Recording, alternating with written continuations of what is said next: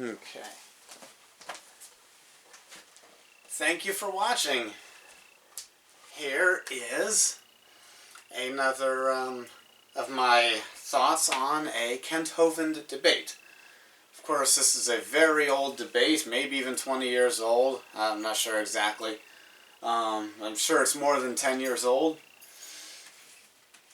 Somebody put it on YouTube and I watched it and I had some thoughts. One, when somebody uses certain logical fallacies and debating fallacies, you should be very suspicious of anything else they say. They should lose points in your mind. I would love to see a debating format where people get scored, like a sporting event, 1 point, 2 points.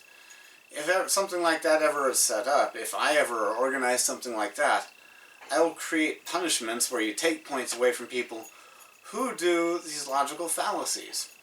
If you've got a good point to make, you don't need to resort to an ad hominem attack. Some other fallacies are non sequitur, red herring, straw man. But at one point, the man debating against Kent Hovind said, "Have you worked in a lab, or do you work in a lab?" As if that proves anything. You can know about a subject without having worked in a lab. But that was an ad hominem attack. So, one thing Ken pointed out, he doesn't want his religion taught in public school classrooms. He gets very excited or energized when he thinks about the fact that other people's religion is being taught in science classrooms and science textbooks in public schools. And that means whenever Ken pays some taxes, that some of that money is going to teach somebody else's religion, which is what the First Amendment prohibits. But it's important to note, Kent does not want his way of seeing things taught in science classrooms in public schools. Kent Hovind's opponent said something like, "Why would the Creator create things that can change?" As if that proves that it wasn't created. If somebody doesn't do something the way I would have done it, doesn't prove they didn't do it. A hypothetical example of that is if somebody, I was mowing a lawn using a different technique than I would have done it. If somebody wants to go hunting using a technique that I don't use, it doesn't mean the guy isn't hunting. So that's a bad question because it doesn't prove something wasn't designed or didn't have a creator if it can change.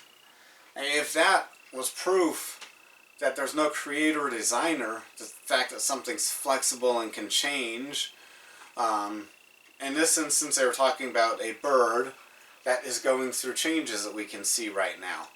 But it's still a bird, so evolution has not been proven until that bird is documented turning into a lizard.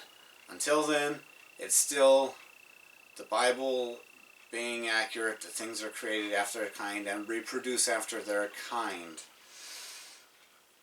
But if being flexible or changeable proves something was not created, then AR-15s are not created. Anyone that tells you there's an AR-15 factory that makes those things is lying. Because AR-15s are very flexible and changeable. You could put a different stock, a different handle, a different upper, lower. On the upper you could put a different barrel in. You can put different, the magazine well can accept magazines that are designed for different ammunition. You could put different things on the rail on the top of the gun. You could put different rails and handguards on the gun. So those obviously were not created in a factory or designed by people if Kent Hovind's opponent actually had a worthwhile point that we should pay attention to when he said this bird that's flexible, that you're not sure which color feathers it's going to come out with or whatever the changes are, proves no creator. Similarly, a bow and arrow, a bow that is flexible, that has removable limbs and holes in it, which are designed, you can put things into those holes, screw things in. Well, that kind of a bow is very flexible. 100 people might buy that bow, and then you come back to them a year and see what their bow looks like, and you won't recognize that they were all the same bow because it's flexible. Doesn't mean that that bow evolved from a tree falling down, or that lightning struck a tree that fell into the ocean, and the random movement of the waves and the sand on the beach created a bow. Yep, and if things that can change couldn't have been made or designed or have a creator, then that proves that radios and televisions were not created or designed by any intelligence or power, and they are the result of random mutations. That's why if you find the right mountain and you're there when there's a mudslide, you'll see several different televisions falling down into mud, and when the mud hits the bottom, it creates the television.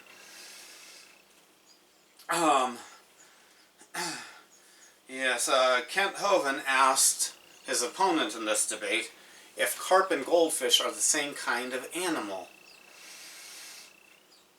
And his opponent would not answer that question. That's a very simple question, which is very pertinent to this debate about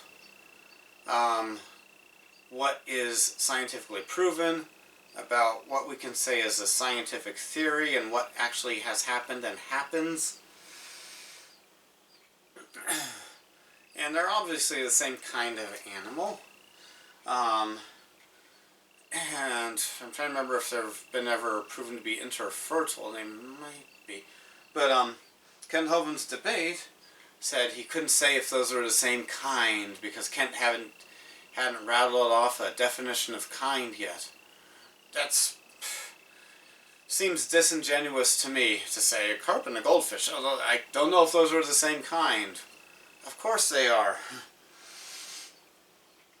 Kent Hovind pointed out that C14 is actually increasing in the atmosphere. If the Earth were extremely old, equilibrium would have been met. Of course, equilibrium means when the amount going out or something, or decaying, not being it, is the same as what's being created. One way Kent Hovind explains this is if you have a bucket with holes drilled in the bottom of drilled all the way up the side of it, and you're trying to fill that bucket. Well, assuming you're using a hose that's bigger than the holes, and the holes are small and not, as big as the hose, you're going to get past that first hole. It's going to keep rising. But eventually there's going to be more water going out of the holes than is coming in because of the hose, and it's going to reach a point where it stays. That's equilibrium.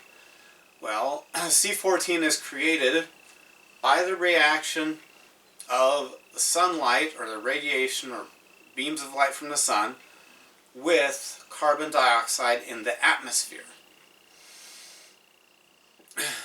And carbon-14 deteriorates. It doesn't last forever. And equilibrium, whenever we end up reaching that, will be when the amount of carbon-14 in the atmosphere is at a level amount, because the amount being created and the amount that's not being carbon-14 anymore will be the same. And one thing Kent Hovind pointed out is a lot of these testing methods to determine the age of things assume things.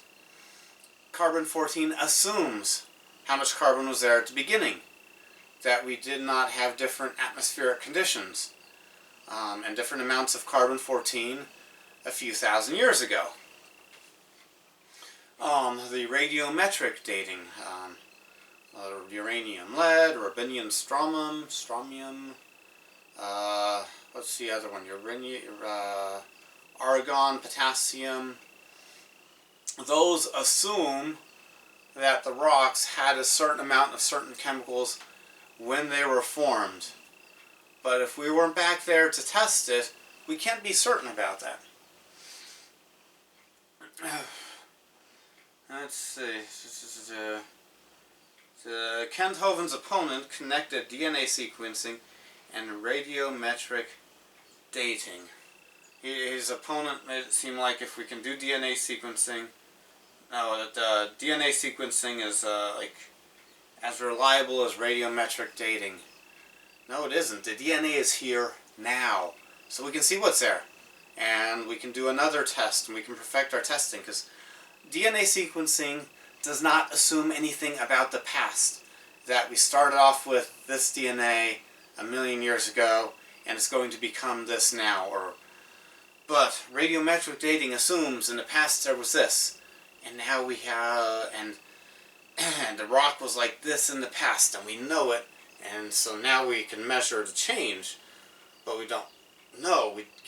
It's an assumption about the rock having a certain amount of argon and potassium and lead and uranium in the past.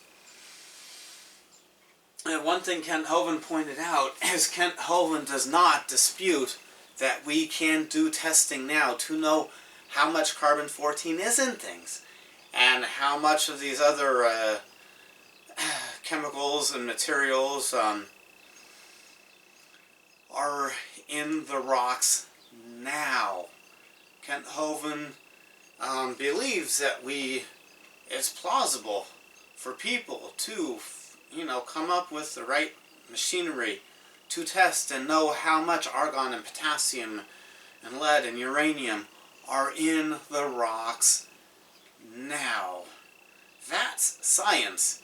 That's observable, testable, that's learning from what you can see. That's not creative storytelling if you're able to create the right machine that can find out, the right spectrometer that can find out what chemicals are where. Thank you for watching. You have a good day.